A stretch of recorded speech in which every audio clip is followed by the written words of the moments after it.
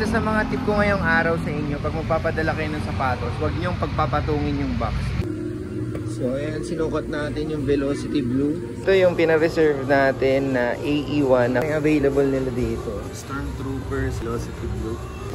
Ito pala yung collab ata to ng Crew something. Mas delivery tayo ng Curry 11. Maagang maaga, before 8 pa lang pina-pick up na, no? So nabenta natin to ng 5,795 pesos. Salamat sir sa pagkuha.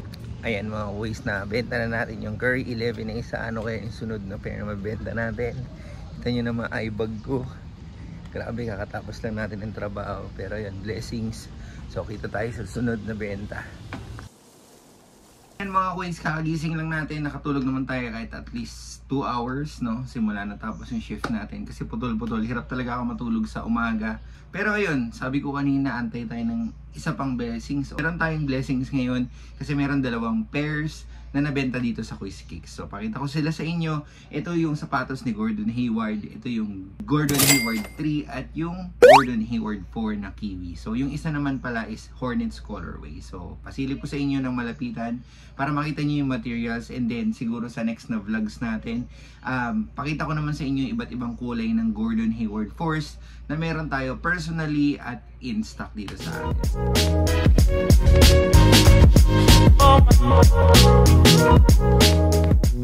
Ito yung pair na GH4 Kiwi colorway, no? So very limited lang yung colorway na to dahil ang bilis din nitong naubos dito sa Philippines. So sa ilalim, kita nyo naman na brown yung outsole niya, tapos yung midsole niya green or yung Kiwi colorway, at syempre yung component niyan is itong Nitro Edge foam. So dito pala sa Gordon Hayward na to mga quiz is yung parang inverted Anta logo. Makikita nyo din yan dito sa GH3.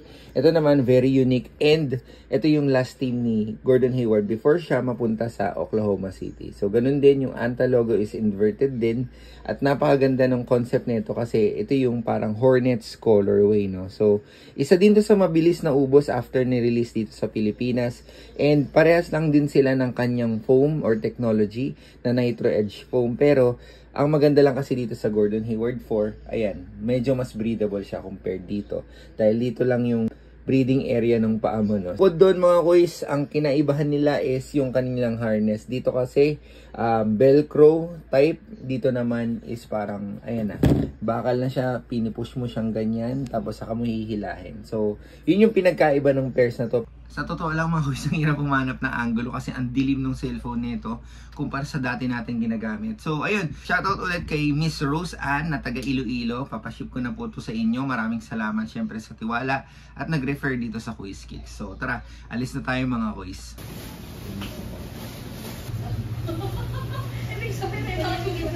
Padala na natin yung mga sapatos. Kasama natin si Sushi. Ayan. Isa sa mga tip ko ngayong araw sa inyo, pag magpapadala kayo ng sapatos, huwag niyong pagpapatungin yung box.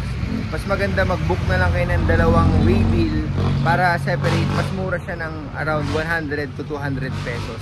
Yung package natin ngayon, inabot tayo ng almost 700, 2 sapatos lang yun. Di bali mga quiz, okay lang din na sabay yung package para sabay talaga dumating. So next time, ganun na lang yung gagawin natin, no? Paghiwalayin natin para medyo makatipid tayo ng konti, lalo na kapag free shipping.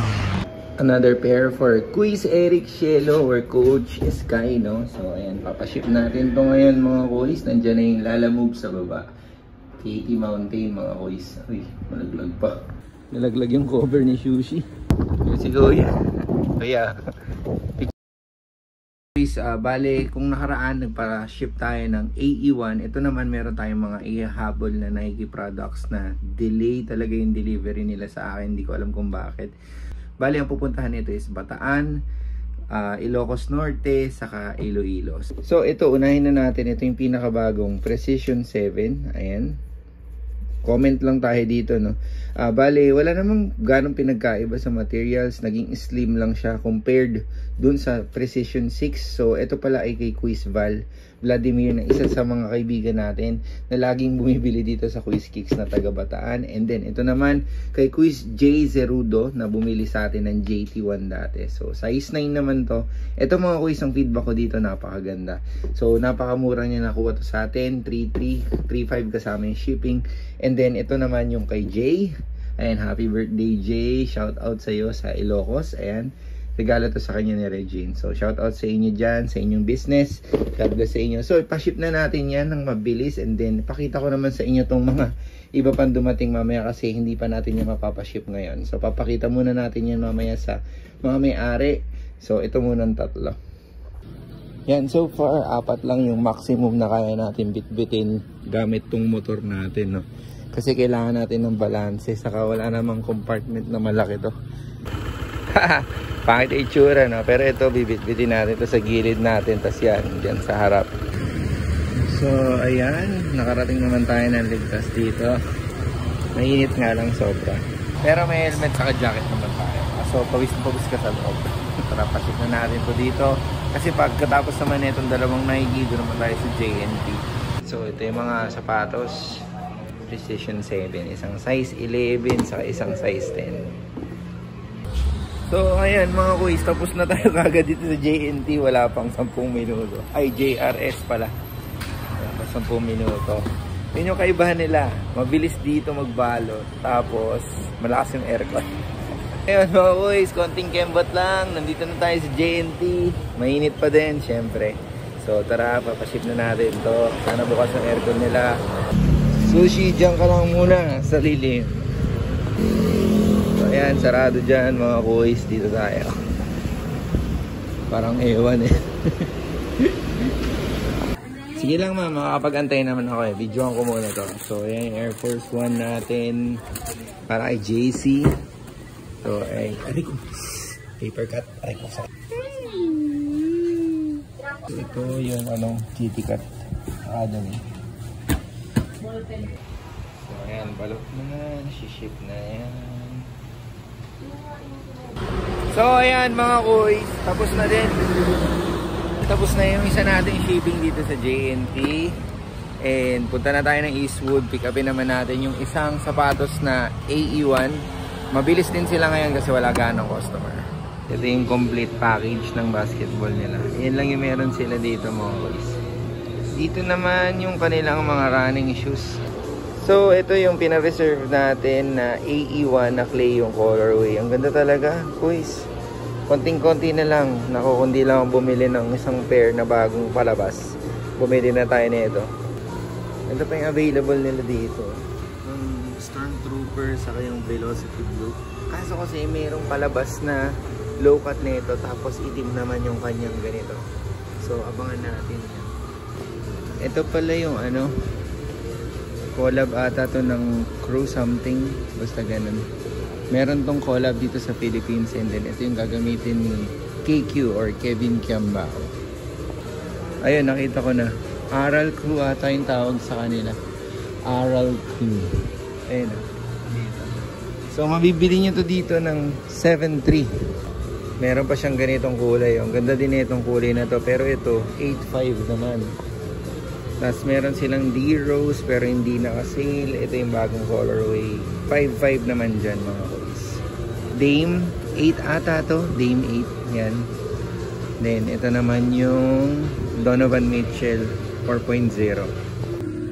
So ayan, sinukat natin yung Velocity Blue. 8.5 nga talaga. Itong medyas ko kasi pang basketball. So mas na-feel ko yung kapit niya. Pero maluwag pa din konti. So ayan. 8.5 tayo dito. Abangan natin yung low cut mga boys. Baka yun na lang yung kunin natin. Saka baka mas may maganda pang kulay, diba? So abang-abang tayo. Kasi hindi naman tayo nagmamadali. Kasi wala pa din tayo. So ayun mga boys, update lang ulit. Pauwi na tayo. Siguro hindi natin ito mapapaship ngayon kasi yung bumili nag-i-exam pa. Hanggang 4 PM lang yung cut off natin. Kasi para sa akin, kapag lagpas na dun, baka matambak lang yung shoes dun sa mismong shop ng courier. Kaya hindi ko na pinupush. Kinabukasan na lang. Good news lang din, mayroong pumasok na pre-order sa atin. So another income na naman yun. Dunk low naman yun mga boys na Miami Dolphins.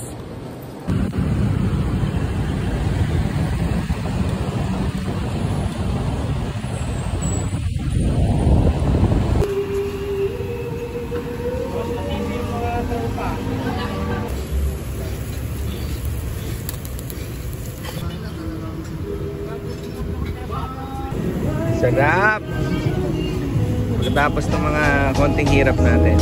Recharge tayong konti.